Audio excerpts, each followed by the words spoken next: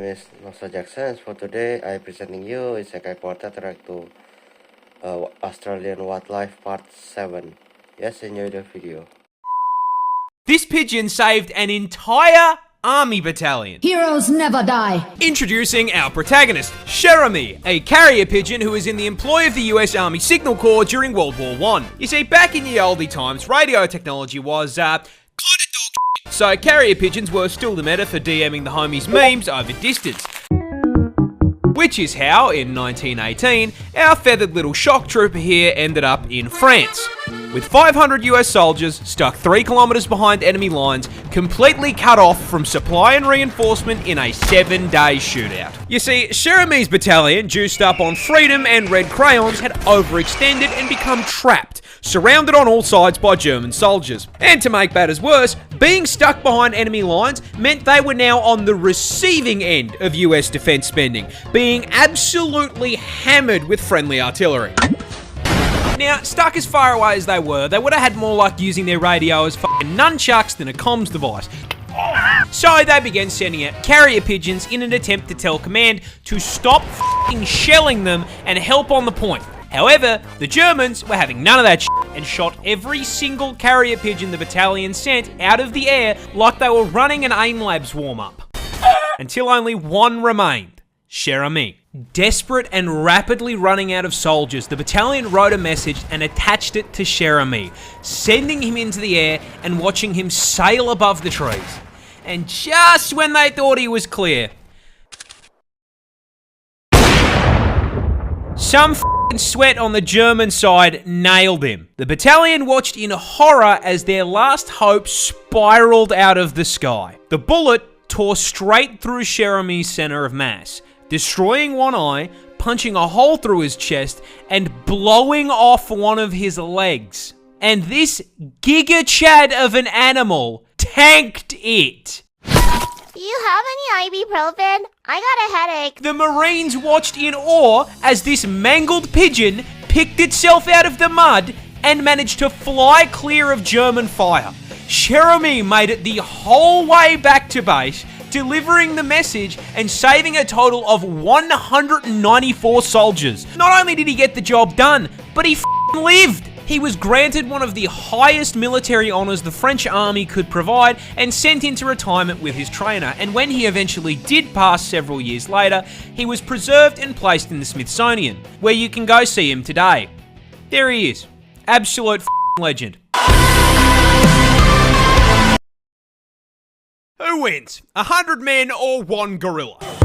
Well, to get your answer, we're going to have to look at our fighters for the most anticipated cage match of 2025. And in the red corner, standing at an impressive 6 feet tall and weighing a ridiculous 220 kilos, we have one singular silverback gorilla.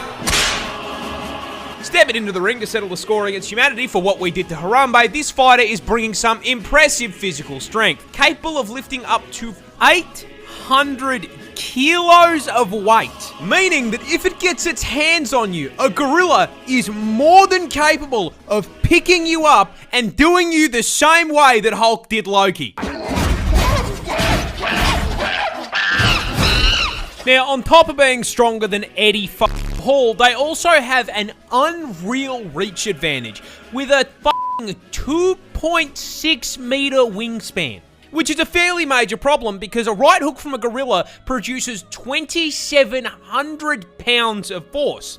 To put that into perspective, the human skull shatters at 1,400. So if Winston hits you with a haymaker, your head is gonna pop like a watermelon. And with the cage fight following the Mortal Kombat rule set, we can also factor in the gorilla's bite, because despite being a pretty gentle herbivore in the wild, they have one of the highest bite forces on the planet at 1,300 psi. That is 100 psi more than a polar bear. And now, with our fighter statistics out of the way, let's get down to business. Can our gorilla win a fight against the 100 average men in the blue corner? Place your bets. Let's see who comes out on top. Yeah, look, I'm going to keep it real with you. Even with those stats, Winston here is getting bodied. I'm sorry, he's going back to the spawn room. Do not pass go. Do not collect $200 directly to hanging out with Harambe in heaven. 100 people, it's just too fucking many. He's getting jumped. However, not to say he's not going to take a few with him.